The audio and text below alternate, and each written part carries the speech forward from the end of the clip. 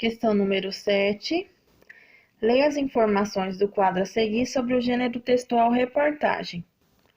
A reportagem é um gênero textual do campo jornalístico e midiático, que traz informações sobre fatos de interesse público, podendo incluir depoimentos, dados estatísticos, análise de dados e pesquisa, opiniões e interpretações do autor, entrevistas, relação de causa e consequência, entre outros, com vista a aprofundar as informações que compõem o texto. O que difere uma reportagem de uma notícia é o fato de que, na reportagem, o texto não visa necessariamente abordar um assunto pontual, algo que esteja acontecendo no momento em que está sendo noticiado, podendo ser lida vários anos depois e mesmo assim continuar interessante. A diferença entre as duas é essa, que a reportagem ela trata de um assunto, mas não algo assim no presente, necessariamente no presente. Já a notícia, elas são assuntos cotidianos do nosso dia a dia, do presente. Por isso, ela é mais interessante porque algo aconteceu, logo eles preparam uma notícia sobre aquele acontecido. São informações presentes, do nosso presente. Se eu ler uma notícia hoje sobre algo, talvez amanhã terá uma nova notícia sobre aquele assunto com outros dados. Como nós temos os exemplos das notícias aí sobre o Covid-19, que a cada dia saem notícias com novos números de mortos e curados.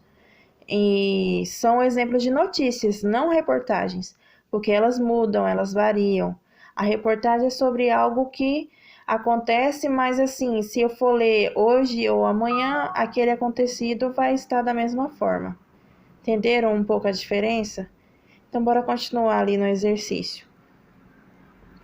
Considerando que a reportagem lida foi escrita em 2018, 2 anos atrás, e que a pesquisa do IBGE a que faz referência foi realizada em 2016, responda. Então, para a pesquisa, tem 4 anos.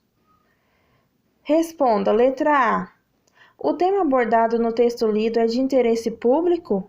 Explique. Resposta correta é sim. O tema é de interesse público porque aborda um assunto que envolve os adolescentes e os pais de maneira geral. É uma espécie de alerta contra o uso sem moderação da tecnologia. Então, esses assuntos aí que tem a ver com internet e tecnologia é sempre interessante. Letra B. Mesmo decorrido esse tempo, o assunto desenvolvido na reportagem continua a despertar interesse? Isso daí é uma resposta pessoal. Eu acho interessante. E vocês? Por quê? Respondam aí. Letra C. Então, aí a letra C.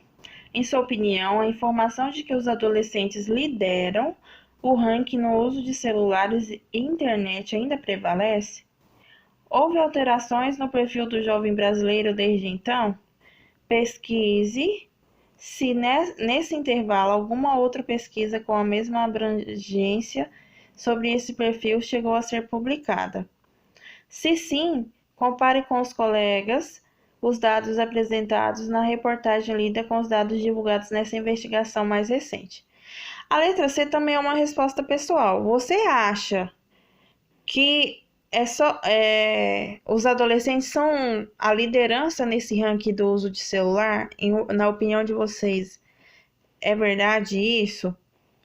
E vocês acham que dessa época, dessa reportagem, que é de 2018, que ela foi publicada, para hoje, 2020, mudou esse ranking? Ou continua a mesma coisa? Aí, se vocês encontraram alguma reportagem falando mais atual, uma reportagem de 2019 ou 2020 mesmo, falando sobre esse uso excessivo de celulares pelos adolescentes, vocês vão comentar aí na resposta, ok? Questão número 8. Leia mais essas informações. Os textos jornalísticos dividem-se basicamente em manchete ou título principal, que é o nome dado aos títulos de maior destaque, geralmente escritos com letras maiores que os outros títulos. Linha fina ou subtítulo, que é uma pequena linha de texto normalmente colocada abaixo do título para destacar informações sobre o assunto e despertar a curiosidade do leitor. A linha fina usa letras menores que as do título e maiores que as do texto. A lead, que corresponde à abertura dos textos jornalísticos e contém as informações mais importantes que serão tratadas pelo autor, que seria uma introdução. Consiste em um parágrafo que apresenta o essencial da notícia ou reportagem, o assunto, quem estava envolvido, onde, quando e por que aconteceu. Isso aí é uma ótima dica lá para a produção de vocês da reportagem escrita. Corpo do texto, que é o desenvolvimento do texto, em que se reúnem informações, detalhes e depoimentos. A linguagem utilizada numa reportagem pode variar entre mais formal e menos formal, devendo ser clara, objetiva, dinâmica e adequada ao público a que se destina. Ou seja, se vocês forem escreverem uma reportagem de cunho mais sério, você vai utilizar uma língua mais formal. Se for para um público assim mais jovem, mais adolescente, vocês podem utilizar uma linguagem menos formal. Em uma reportagem, o jornalista parte de uma questão que chamamos de gancho. Sempre há um gancho. Gancho é sempre um tema importante. Seria assim o gancho. Aí no caso da escrita lá do texto de vocês, que é o consumo de álcool por menores de idade e a lei que eu coloquei lá para vocês pesquisarem, que é a lei anti-álcool, tá bom? Aí aqui no texto, letra A. No texto que você leu, qual foi o gancho a partir do qual o jornalista desenvolveu a reportagem? Resposta correta é: os dados apontados pelo Instituto Brasileiro de Geografia e Estatística sobre a liderança dos adolescentes no ranking de uso de celulares e da internet. Ou seja, o jornalista pegou o dado lá do IBGE e, a partir dos dados, ele desenvolveu a reportagem dele. Letra B. Transcreva o título e a linha fina dessa reportagem.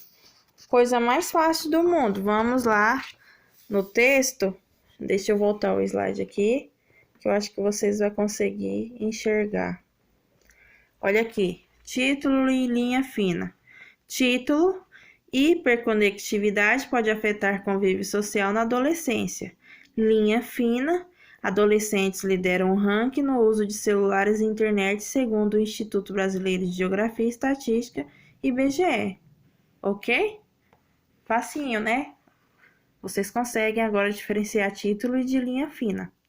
Letra C. No primeiro parágrafo da reportagem, chamado lead, é possível perceber não apenas o assunto mais relevante que será tratado, mas também o posicionamento do repórter diante desse assunto. Que posicionamento é esse? Resposta: o posicionamento de que a hiperconectividade na adolescência pode ser mais perigosa do que se imagina, porque nessa fase da vida o cérebro da pessoa ainda está em desenvolvimento. Entendido aí a letra C, o posicionamento dele? Posicionamento dele quer dizer que é a opinião dele, só que ele não colocou de forma assim, que todos vissem que é a opinião dele. Ele colocou meio oculta, como eu pedi para vocês colocarem lá na reportagem escrita que vocês vão fazer. Ele colocou uma forma de terceira pessoa. Número 9. Releia o trecho a seguir. A tecnologia existe e pode ser usada de forma positiva. Proibir não é o caminho. É preciso ensinar o adolescente a usar de forma consciente e responsável, com limites e regras bem delimitados, conclui Thaís. Qual é a função das aspas nesse trecho? Observa que o trecho aí, que é da fala dela, está entre aspas. Então, a resposta é marcar o discurso direto, ou seja, a fala da neuropsicóloga Thaís Quaranta. Como aí é uma reportagem, ele não utilizou o parágrafo com travessão para colocar a fala dela. Então, ele colocou a fala dela entre aspas para inserir ela aí dentro do texto sem ter o uso do travessão. Certinho? Esses são os 9 exercícios que vocês responderam. Agora eu peço que vocês tirem foto da atividade e me enviem para eu marcar o visto, tá? Para ver quem que fez, que já devia estar pronta. Eu espero que esteja, que é de antes da quarentena essa atividade. Aguardo aí as imagens que vocês vão tirar e me enviar da atividade e do texto da reportagem escrita até quinta-feira, 11h30, para eu fazer a correção, tá bom? Beijinho!